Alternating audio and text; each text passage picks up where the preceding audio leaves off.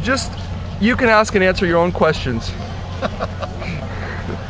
I've never been freer until I came to the Amazon, where I was allowed to ask and answer my own questions. It's incredible. Well, my name's Carlsson. I'm from San Francisco. I came to Belém to the World Social Forum. It's my first experience at the World Social Forum. It's not my first experience at large political summer camps, because I was in Rostock for the G8 protest a couple of summers ago, and I was in Seattle in '99 and DC in 2000, and been around the scene for 30 years, really political scene, doing underground and marginal political projects. I was best known in my earlier life as one of the editors and founders of Processed World magazine, the underside of the information age, as told by the alienated wage slaves of the modern office and beyond, which was founded before the internet was a part of our lives in 1981 and went all the way to '94. About the time the web kicked in, we stopped publishing. But you can find it all at processedworld.com. And I do a lot of things. I won't bore you with all the details, but part of the fun for me to come here is meeting up with a group called Urban Ecology, or Ecologia Urbana of Sao Paulo. And they hosted my talk that I gave here at the World Social Forum on Nowtopia, which is my new book, subtitled How Pirate Programmers, Outlaw Bicyclists, and Vacant Lot Gardeners Are Inventing the Future Today. And what that book does is it takes a look at how people take their time and their technological know-how out of the market. And when they're, we all have a job. We all have this bifurcated life. We have to do something for money. Most of the time, it's really dumb. It's something we don't really care about that much. Or maybe we try to feel good about it, but actually we think hard, it's not so smart.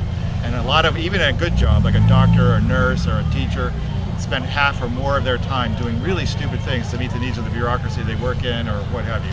So my book is a look at the sort of shift of radical work politics outside of the wage labor workplace, because when you're not on your job getting paid, a lot of us are working really hard, doing really interesting projects as creative people, as photographers, as artists, as philosophers, as historians, as writers, etc. And so that's been my story since back in the early '80s when we started Processed World. It was this bifurcated life.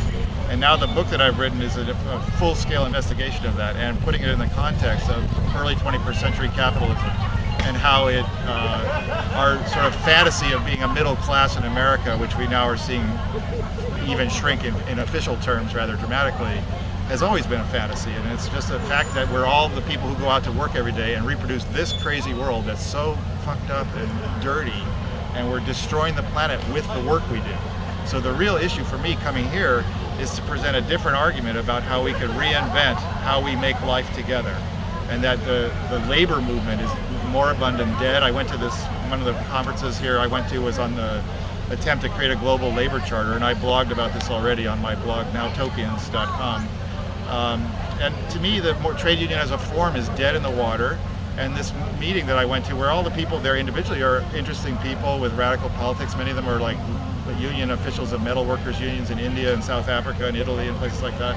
So these are people that have paid their dues and made their efforts and done what they had to do to get where they are. And I tried to bring my perspective to the conversation, and it just went over like a lead balloon, because my attitude is that we have to actually start a new division of labor. We have to reinvent work. Like, we all go to work every day and create a world that capital has designed. And it is destroying the planet, and it's destroying our lives.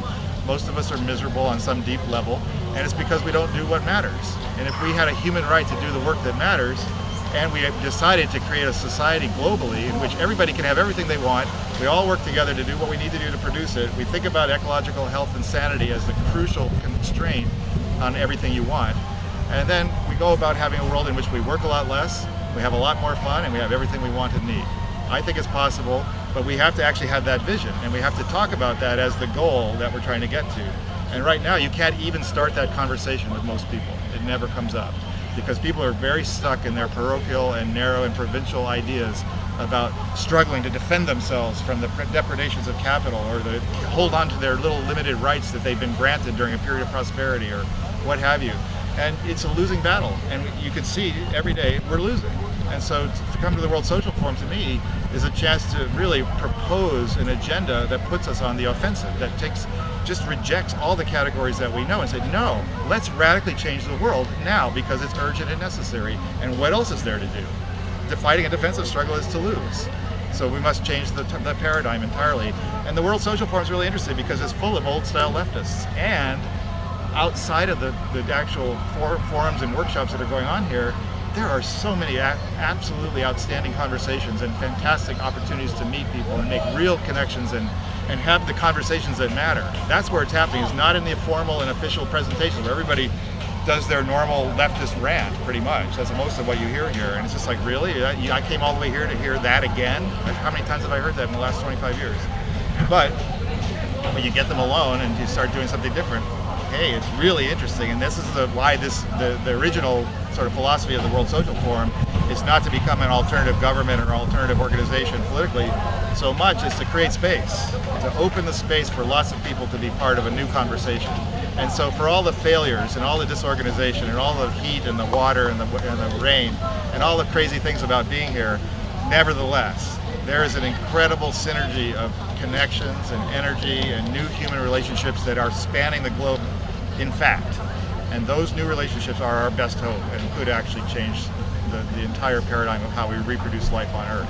And if it doesn't take that as its agenda, we are fucked.